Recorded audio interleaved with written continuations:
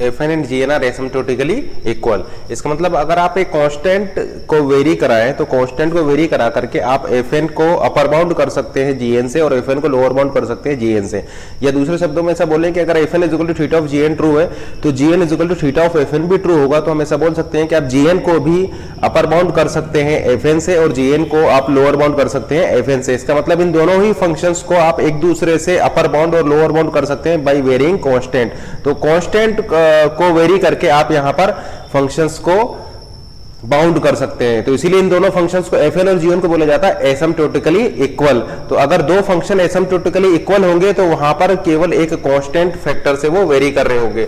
For example अगर F N मेरा N square है तो जी एन मेरा N square plus 2n plus N log N plus 5 something इस टाइप का हो सकता है। तो डोमिनेंट टर्म क्या है? डोमिनेंट टर्म है यहाँ पर एन स्क्वायर। तो लोअर ऑर्डर टर्म को अगर मैं यहाँ पर नेग्लेक्ट कर दूं, या हो सकता है कि यहाँ पर कोई कांस्टेंट भी हो सकता है 10 एन स्क्वायर, ठीक है ना। तो कांस्टेंट को मैं यहाँ पर नेग्लेक्ट कर दूंगा तो डोमिनेंट टर्म मेरा क्या हो जाएगा? N square. तो मैं ऐसा बोल सकता हूं कि ये दोनों एक दूसरे के थीटा होंगे, ठीक है ना। कांस्टेंट को वेरी करने पर आप इनको एक दूसरे से बाउंड कर सकते हैं। तो इसीलिए बोला जाएगा इन दोनों फंक्शंस को एसिम्प्टोटिकली इक्वल। तो फंक्शंस एसिम्प्टोटिकली इक्वल होंगे, ठीक है ना, क्योंकि आप एन स्क्वायर को अपर बाउंड लोअर बाउंड कर सकते हैं बाई 2n स्क्वायर और 2n स्क्वायर को आप अपर बाउंड लोअर बाउंड कर सकते हैं बाई n स्क्वायर। तो कांस्टेंट फैक्टर कांस्टेंट को वेरी कराकर आप इनको एक दूसरे से बाउंड कर सकते हैं। तो जैसे कि आप यहाँ पर देख रहे हैं, यहाँ पर केवल कांस्टेंट को वेरी कराने पर आप इनको एक दूसरे से बाउंड करा पा रहे हैं, इसलिए ये दोनों फंक्शंस एसिम्प्टोटिकली इक्वल होंगे, ठीक है ना। तो अगर एफ एन और जी एन एसिम्प्टोटिकली इक्वल है तो हम ऐसा बोल सकते हैं F N is equal to G N within a constant factor, यानी एक कांस्टेंट फैक्टर को वेरी कराकर आप एक दूसरे से इनको बाउंड करा सकते हैं, ठीक है ना। तो function F N is equal to G N, या आप बोल सकते हैं F N is equal to theta of ji N within a constant factor. तो हम यहाँ पर इसको इस तरीके से भी बोल सकते हैं कि function gn is an asymptotically tight bound for fn. Function gn is asymptotically tight bound for function fn. मान लीजिए हमने फंक्शन लिया 6n cube and n square, तो ये एक दूसरे के थीटा नहीं होंगे। हम ऐसा लिख सकते हैं 6n cube is not equal to theta of n square, और ये भी आप लिख सकते हैं n square is not equal to theta of 6n cube, क्योंकि आप एक कांस्टेंट को वेरी करा करके यहाँ पर इसको एक दूसरे से बाउंड नहीं कर सकते। क्योंकि देखिए इन दोनों फंक्शंस में डिफरेंस कितने का है, यहाँ है आपका n स्क्वायर टर्म और यहाँ है आपका n क्यूब टर्म। तो यहाँ पर है आपका n स्क्वायर टर्म, यहाँ पर है आपका n क्यूब टर्म। तो n स्क्वायर अगर मान लीजिए हम कैंसिल कर दें तो यहाँ आपका क्या बचेगा? यहाँ कांस्टेंट बचेगा और यहाँ बचेगा n। तो आप इनको फिर एक दूसरे से बाउंड नहीं करा सकते, ठीक है ना, क्योंकि यहाँ पर वेरिएबल है और यहाँ पर आपका कांस्टेंट है। तो ये दोनों फंक्शंस कांस्टेंट से डिफर नहीं कर रहे हैं, तो विद इन कांस्टेंट आपका ये एक दूसरे से बाउंड नहीं कर पाएंगे। हम ऐसा बोल सकते हैं 6n cube is equal to omega of n square, या फिर इसको बोल सकते हैं n square is equal to big O of n cube या 6n क्यूब, ठीक है ना। तो ये रिलेशनशिप यहाँ पर होल्ड करेगी, क्योंकि ये दोनों फंक्शंस एसिम्प्टोटिकली इक्वल नहीं है, क्योंकि आपका ये कांस्टेंट से डिफर नहीं कर रहे हैं, ठीक है ना। आप n स्क्वायर से n स्क्वायर वाला फैक्टर कॉमन निकाल दीजिए तो यहाँ कांस्टेंट बचेगा, यहाँ पर आपका n वेरिएबल बचेगा। तो आप एक वेरिएबल को एक कांस्टेंट से बाउंड नहीं कर सकते। 6n cube is less than equal to some constant c n square, तो यहां से मिलेगा 6n is less than equal to c। ऐसा कोई कांस्टेंट नहीं है जिससे कि आप इस वेरिएबल को बाउंड कर पाए, इसलिए वो आपके थीटा नहीं होंगे। और ये है मान लीजिए an, ये मान लीजिए आपका एक पॉलिनोमियल है, ठीक है ना, nth डिग्री का एक पॉलिनोमियल है। तो इसका आपका, और यहाँ देखिए यहाँ पर ये a0 a1 a2 an ये क्या है? ये आपके कोफिशिएंट है, तो ये कांस्टेंट हो जाएंगे, ठीक है ना। ये a0 a1 a2 a3 up to an ये क्या है? आपके कोफिशिएंट है, तो ये कांस्टेंट है। यहाँ पर डोमिनेंट टर्म देखिए, डोमिनेंट टर्म क्या है? डोमिनेंट टर्म है x पावर n, तो इसको हम लिख सकते हैं theta of x power n, क्योंकि डोमिनेंट टर्म यहाँ पर हो जाएगा आपका x power n। For example हमने आपको बताया था 3x square plus 2x 3n square plus 2n plus 1।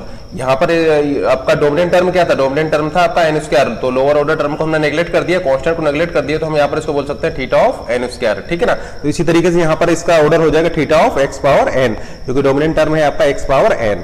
तो पॉलिनोमियल में आपका जो डोमिनेंट टर्म हो जाएगा वो उसका हाईएस्ट डिग्री वाला टर्म हो जाएगा, इसको हम लीडिंग टर्म भी आप बोल सकते हैं। थीटा ऑफ 1 का मतलब होता है कांस्टेंट, ठीक है ना, क्योंकि ये हम आपको ऑलरेडी बता चुके हैं। जैसे कि मान लीजिए ये आपका होता F N is equal to theta of G N. तो यहाँ पर कंडीशन क्या हो जाएगी, कंडीशन हो जाएगा 0 is greater than equal to some constant time C ji N. G N क्या है, जी एन है आपका यहाँ पर 1, ठीक है ना, सम कांस्टेंट टाइम सी जी एन, तो c into 1 is less than equal to f N is less than equal to, ये मान लीजिए आपका C1 कांस्टेंट है, C2 constant time Gn into 1 for all n is greater than equal to n nought. तो देखिए ये condition देखिए, यहाँ पर C1 C2 क्या है आपके पॉजिटिव कांस्टेंट है, तो हम ऐसा बोल सकते हैं इस कांस्टेंट से बड़ा होगा C1 से बड़ा होगा Fn और इस C2 से ये छोटा होगा। तो C1 C2 आपके जब पॉजिटिव कांस्टेंट है तो ये Fn भी आपका क्या होगा, एक पॉजिटिव कांस्टेंट होगा, Fn भी आपका एक पॉजिटिव कांस्टेंट होगा, क्योंकि C1 C2 क्या है आपके पॉजिटिव कांस्टेंट है, तो Fn भी आपका एक पॉजिटिव कांस्टेंट होगा। तो इसलिए हम यहाँ पर ऐसा बोल रहे हैं कि थीटा ऑफ 1 का मतलब है कांस्टेंट, तो थीटा ऑफ 1 आपका कांस्टेंट हो जाएगा, क्योंकि ये हो जाएगा Fn के इक्वल, और यहाँ पर क्या देख रहे हैं कि ये Fn आपका एक कांस्टेंट आ रहा है। इसी तरीके से आप चेक कर सकते हैं कि ऑर्डर ऑफ 1 भी आपका कांस्टेंट आएगा, ऑर्डर ऑफ 1 भी आपका कांस्टेंट आएगा, और ओमेगा ऑफ 1 भी आपका यहाँ पर कांस्टेंट आएगा। जैसे कि ऑर्डर ऑफ 1 को देखिए, if order of 1 is equal to Fn, तो हम यहाँ पर लिख सकते हैं Fn is less than equal to some constant time Gn, some constant time Gn। अब C क्या आपका पॉजिटिव कांस्टेंट है, तो Fn भी आपका एक कांस्टेंट हो जाएगा, पॉजिटिव कांस्टेंट हो जाएगा। तो हम ऐसा बोल सकते हैं कि order of 1 is equal to constant, omega of 1 is equal to constant and theta of 1 is equal to constant.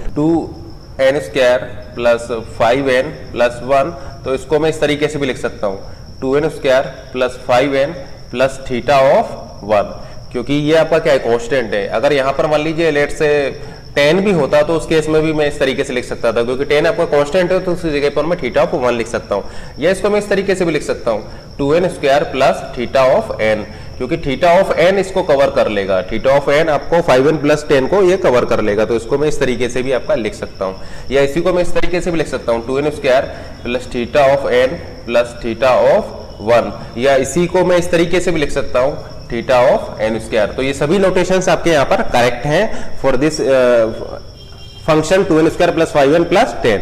अब मान लीजिए कि अगर आपका Fn is equal to theta of Gn true है, तो हम ऐसा बोल सकते हैं कि Fn is equal to big O of Gn भी आपका ट्रू होगा। या फिर यहां से हम इसका नेगेशन ले ले तो हम ऐसा बोल सकते हैं कि अगर Fn is not equal to big O of Gn है, तो आपका Fn is not equal to theta of Gn भी ट्रू होगा। अगर वो बिग O नहीं है तो फिर आपका थीटा भी नहीं होगा। और यहां पर हम ऐसा बोल सकते हैं कि थीटा ऑफ Gn, ये हम ऑलरेडी आपको बता चुके हैं, theta of Gn is a subset of big O of Gn। और इसी तरीके से हम ऐसा बोल सकते हैं कि theta of Gn is a subset of big omega of Gn।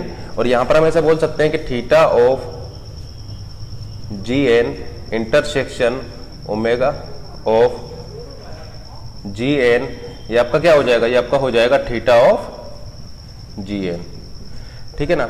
या फिर अगर आप इसका यूनियन लेंगे तो theta of Gn union omega of Gn, ये आपका हो जाएगा ओमेगा ऑफ Gn।